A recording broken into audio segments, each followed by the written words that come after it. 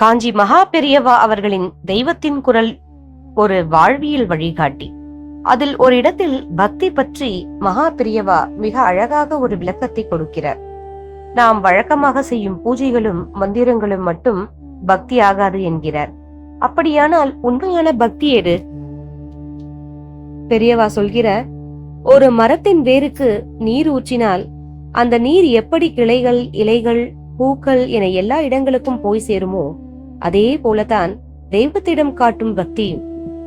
இங்கே வேர் என்பது தெய்வம், கிளைகள் என்பது சக மனிதர்கள் மற்றும் இந்த உலகம். நீங்கள் ஒரு கோவிலுக்கு போய் 1000 தேங்காய் உடைக்கலாம், ஆனால் வெளியே வரும்போது ஒரு சக மனிதனை துச்சமாக நினைத்தால் அங்கே பக்தி முழுமை பெறுவதில்லை. எல்லா உயிர்களிடத்தும் அன்பை செலுத்துவதே உண்மையான வழிபாடு. இதைதான் அவர் மைத்ரீம் பஜத, அதாவது அனைவரிடமும் நட்புடன் இருங்கள் என்று உலகிற்கு சொன்னார். நாம் எப்போது மற்றவர்களின் துன்பத்தை தன் துன்பமாக நினைக்கிறோமோ, எப்போது பிறருக்கு தீங்கு நினைக்காமல் இருக்கிறோமோ, அப்போதுதான் நம் உள்ளத்தில் அந்த பரம்பொருள் வந்து அமரும். தெய்வத்தின் குரல் நமக்கு சொல்லுவது இதுதான்: உன் மனதை தூய்மையாக வைத்துக்கொள், அங்கே தெய்வம் தானாகவே பேசும்.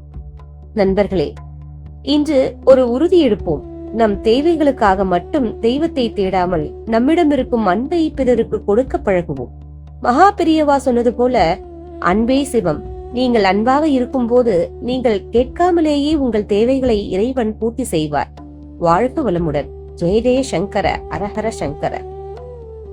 தெய்வத்தின் குரல் உங்கள் இதயத்திலும் ஒலிக்கட்டும்.